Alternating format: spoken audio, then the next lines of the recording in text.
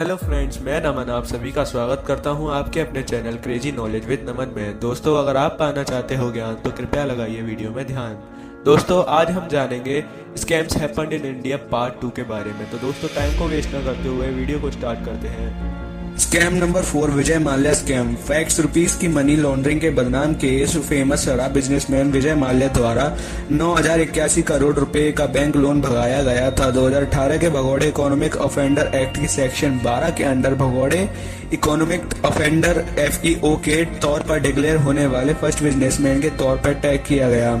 अपने फादर के बिजनेस में को हैंडल से लेकर एयरलाइंस और शराब सेक्टर्स में इसका एक्सपेंशन करने तक 28 साल के एक यंग कंपनी की फार सक्सेस को देख रहा था। 2012 में ग्लोबल एविएशन इंडस्ट्री के डाउनफॉल के टाइम माल्या ने एयर डेक्कन का टेक ओवर किया, जिसके रिजल्ट में उन्होंने 17 बैंक से लोन लेना पड़ा।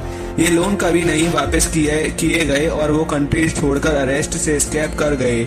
सिर्फ इंडियन स्टेट बैंक का उस पर रुपीस 1600 करोड़ रुपए का कर्जा रहा। ये सारा पैसा एलिजिबली शेल कंपनीज में इन्वेस्ट किया गया था और फॉरेन में वाइट किया गया था। ऐसे रूमर्स थे कि इस पैसा का उसे IPL team, the royal Challengers Bengaluru और F1 racing team force India से रिलेटेड ट्रांजैक्शन में किया गया था, जबकि वो 2016 में अपनी अरेस्ट से पहले UK भाग गया था। उसके अगेंस्ट 2002 के मनी लॉन्ड्रिंग प्रिवेंशन एक्ट के अंडर वारंट इशू किया गया था। उसके बाद उन्होंने जेल में डाल दिया गया, जिसके बाद उन्हें बेल दी गई, जिसकी प्राइस 65,000 पाउंड थी और साथ ही उन्होंने अपने डॉक्यूमेंट्स भी सरेंडर करने पड़े। सत्यम कंप्यूटर स्कैम।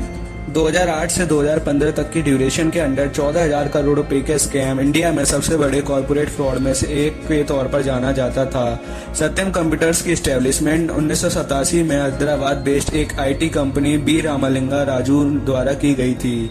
ये बॉम्बे स्टॉक एक्सचेंज कंपनी में ईयर 1990 और 1991 के बीच स्टॉक एक्सचेंज में लिस्टेड थी। उसके तुरंत बाद जब रामालिंगा राजू ने रियल एस्टेट के प्राइस और डिमांड में इंक्रीज देखा तो उन्होंने पूरे इंडिया में प्रॉपर्टीज बाय करने शुरू कर दी और उन्हें अपने नाम के साथ साथ अपने फैमिली के कई मेंबर्स के नाम पर रजिस्टर करवाया। उन्होंने माइट्स इंफ्रास्ट्रक्चर और माइट्स प्रॉपर्टीज की एस्टेब्लिशमेंट की। रामालिंगा राजू ने सत्यम कंप्यूटर्स के प्रॉफिट्स में डिफरेंस दिखाते हुए फाइनेंशियल डिटेल्स को रॉन्ग तरीके से प्रेजेंट और मैनिपुलेट करके इन प्रॉपर्टीज को बाय करने के लिए मनी कलेक्ट करना शुरू कर दिया।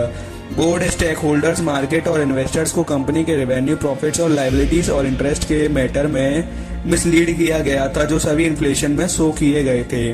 इस रॉन्ग स्टेटमेंट का कारण शेयर प्राइसेस में इंक्रीज हुई, जिससे इन्वेस्टर सत्यम कंप्यूटर्स द्वारा बनाया गए अलीग्ड फाइनेंशियल सॉलिड बेस की तरफ अट्रैक्टेड हुए।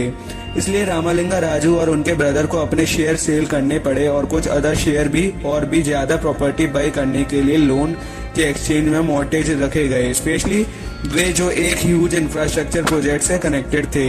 एक अग्रेसिव प्रॉपर्टी बायर के तौर पर प्रेजेंट किए गए रामालिंगा राजू ने फेक इनवॉइस और बैंक स्टेटमेंट में मैनिपुलेट किया, जिससे कि उनका प्रॉफिट बैंक में कैश डिपॉजिट के तौर पर शेयर किया गया हो, जिससे रियल मेंबर्स और रॉन्ग तरीके से प्रेजेंट नंबर्स के बीच एक बड़ा गैप क्रिएट हो गया, जिसे उन्होंने कवर करने की ट्राई की, क्योंकि 2008 के रिसेशन के कारण प्रॉपर्टीज के प्राइस कम हो गया था।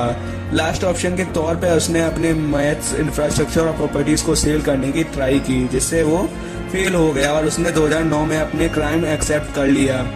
SEBI और CBI के इन्वॉल्वमेंट से उन्होंने और उनके 5 पार्टनरों ने 5 करोड़ का फाइन के साथ 7 साल का हार्ड जेल सेंटेंस सुनाया गया।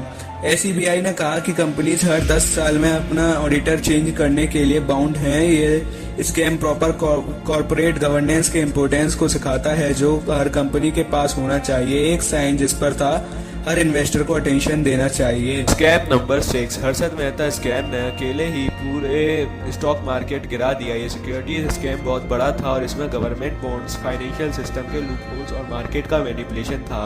एक मंजूर किया हुआ stock broker Bombay stock exchange का हर्षद मेहता ने रेडी फॉरवर्ड डील्स का कॉन्सेप्ट यूज करा, जिसमें गवर्नमेंट बड़े प्रोजेक्ट्स के लिए सिक्योरिटी जारी करती है। जब गवर्नमेंट इन्वेस्टर से पैसा उठाती है तो उस पर इंटरेस्ट भी लगाती है। ये छोटे टर्म्स के लोन्स 15 दिन के होते हैं, जिसमें सिक्योरिटीज एक बैंक से दूसरे बैंक को बैंक रिसीट्स के जरिए ट्रांसफर होते हैं और फिर लैंडिंग बैंक उन्हें ज्यादा रेट पर वापस ले लेता है।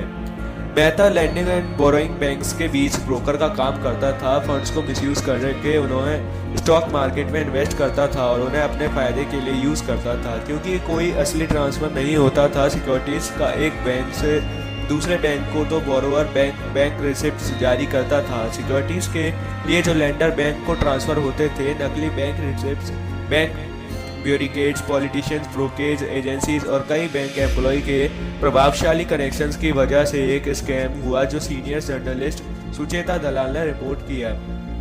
नतीजे सीबीआई की जांच हुई और मेहता और उसके भाई को 3 महीने जेल में रहना पड़ा। उसके बाद मेहता और उसके परिवार के एसेट्स अटैच कर दिए गए और उन पर 76 क्रिमिनल केसेस, 600 सिविल सूट्स और कई टैक्स इरेगुलरिटीज के चार्जेस लगाए।